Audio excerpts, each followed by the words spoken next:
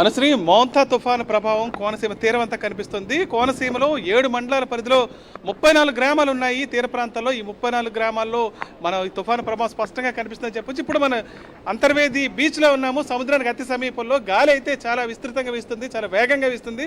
ఈ గొడుగు కూడా ఎగిరిపోయే పరిస్థితి కనిపిస్తుంది. ఇప్పుడు మనం చూస్తున్నాము. కనీసం స్థానికంగా ఇక్కడ అంత ఆందోళన అయితే భారీ స్థాయిలో వ్యక్తమవుతుంది. ఎందుకంటే సముద్రం అతి దగ్గరగా ఉండటం, దీని అలల ప్రభావంతో గతంలో కూడా చుట్టుపక్కల ప్రాంతాలని తీవ్రంగా దెబ్బతిన్నాయి. అదేవిధంగా అంతర్వేదిలో కూడా ఈ వరద నీరు ప్రవేశించే పరిస్థితి కూడా చాలా ఎక్కువగా ఉంటుంది, సముద్రపు నీరు.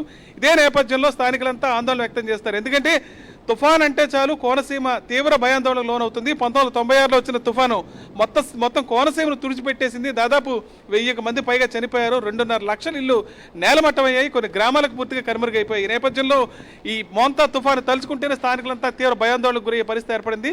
ప్రస్తుతం అయితే అంతర్వేది తీరంలో ఉన్నాము. మరోవైపు సముద్రం చాలా ఉధృతంగా ఉంది. ఎక్కడ చూసినా అలలు ఉవ్వెత్తున ఎగిసిపడుతున్నాయి. మరోవైపు తీరంలో గాలి కూడా దాదాపు 60-70 కిలోమీటర్ల వేగంతో వస్తుందని చెప్పొచ్చు. ఎందుకంటే చుట్టుపక్కల చూడొచ్చు, అసలు గొడుగు కూడా నిలబడే పరిస్థితి అయితే ఇక్కడ కనపడలేదు. ఒకవైపు వర్షం పడుతుంది, మరోవైపు గాలి కూడా ఉధృతంగా వీస్తుంది. దీంతో చాలా వరకు పంటలు కూడా తీవ్రంగా దెబ్బతినే పరిస్థితి ఏర్పడింది. మొత్తం చుట్టుపక్కల ఉన్న చేలల్లోకి ఈ వర్షపు నీరైతే ప్రవేశించింది. 2-3 రోజుల నుంచి ఇదే పరిస్థితి ఉండటంతో పూర్తిగా ఈ చేలు కూడా పనికిరాయే పరిస్థితి ఏర్పడింది.